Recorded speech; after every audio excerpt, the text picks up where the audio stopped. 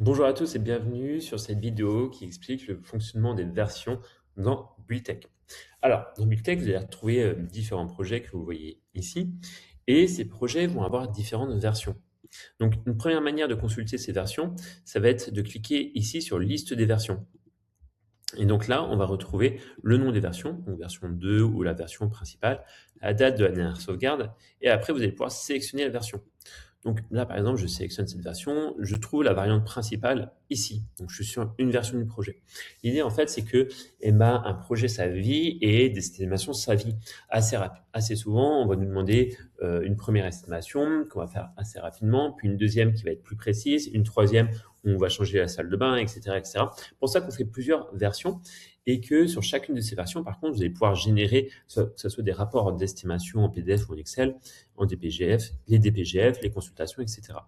Donc, une fois que vous êtes sur un projet, encore une fois, là, je suis sur la variante principale, et ben, vous pouvez y cliquer ici pour avoir l'historique des versions. Sachant que pour chaque projet, vous allez avoir une version star. La version star, ça va être la version principale. En général, c'est la version la plus récente, la version sur laquelle vous allez travailler.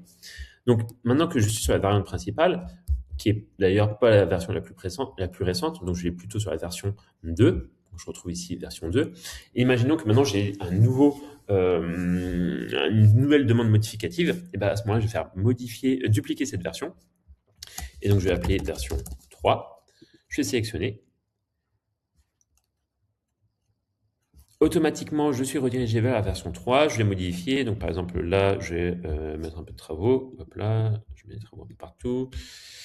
Je fais sauvegarder. Je sauvegarde. Ça sauvegarde.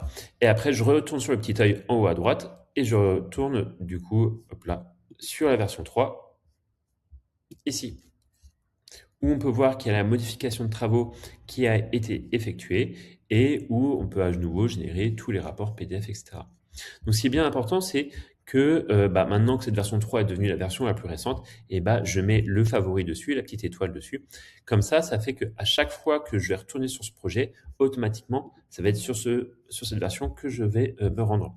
Donc ici, encore une fois, on peut sélectionner les différentes versions, mais si je clique sur l'œil pour aller directement sur le projet, et automatiquement, il va me sélectionner la version qui est favorite, donc la version 3. Voilà, si vous avez des questions sur cette partie version de Buildtech, n'hésitez pas à nous envoyer un petit message en bas à droite. Et sinon, je vous souhaite à très bientôt.